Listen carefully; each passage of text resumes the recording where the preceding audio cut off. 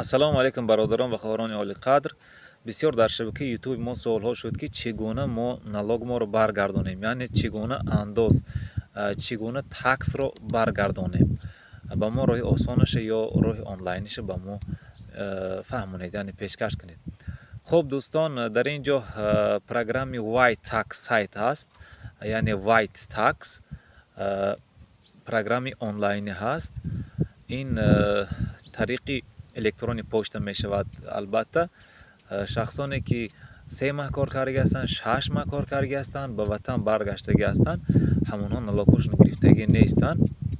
همونها می توانند که اگر که آمدن نتوانند دوباره به ولیک بریتانیا، می توانند طریق همین سایت از 3 ماه تا 6 ماه چی کنند، همین طریق همین آنلاین حجتای خودشون روان کنند، پیشکش کنند به همین پروگرام ای نالوکاشون بازگردانند.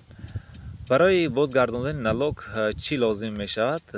اساساً صورت ویزا سکانر میکنید، پاسپورت اسکانر میکنید، بعد پی 45 میشد در همون کارخونه بعدی برفتنتون پی 45 اسکانر میکنید، میپرتوید آنلاینی طریق آنلاینی و شما تماس میبرید. اگر که با حجتای علاوگی زیرین لازم باشن به شما میفهماند.